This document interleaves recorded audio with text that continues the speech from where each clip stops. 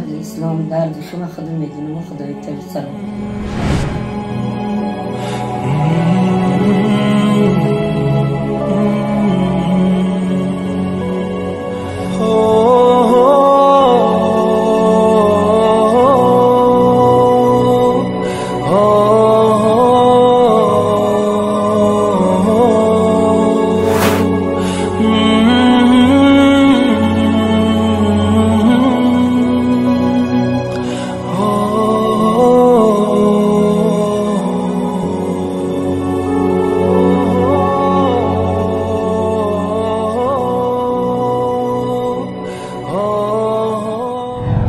تا سحر کو پر می سوزه دستگیری کنیم.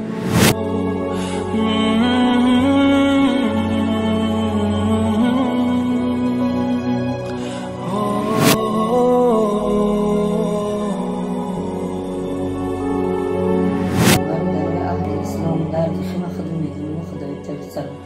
شب تا سحر کو پر می سوزه دستگیری کنیم و طور سری دو فرزند خردسال میبرم. خدای حمد روزی باشه پروردگار و برای من مادری تنها یک دو خدای بزرگ هزار تا دستی کم و دلی پرگان نبینیم پروردگار. السلام علیکم و رحمت الله و برکاته برادرای عزیز. انشاءالله که خوب هستین، خدای مهربان همیشه خوب باشین.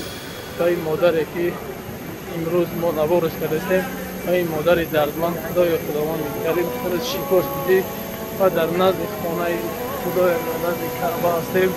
خداوند دست می‌برداریم و سوی خدای خداوند مهربان کرد و این مادر شفا بده و به خاطر الله برادرای عزیز چند قدر این نزد خانه خدای کعبه هستیم. به خاطر الله برادرای عزیز چند قدر میتونیم به خاطر الله همین مادر کمک کنیم.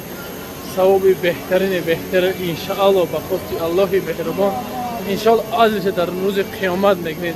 با هم خاطر برادرای عزیز به طرف نباشین. همین مادر چند قیمت میتونین نمره کارت هاشون یا نمره تلفنش هم میمونیم. به خاطر الله چند قیمت هم مادر کمک کنین. واقعی سربلند و خانه آباد باشین. خداوند یار و مددگارتون.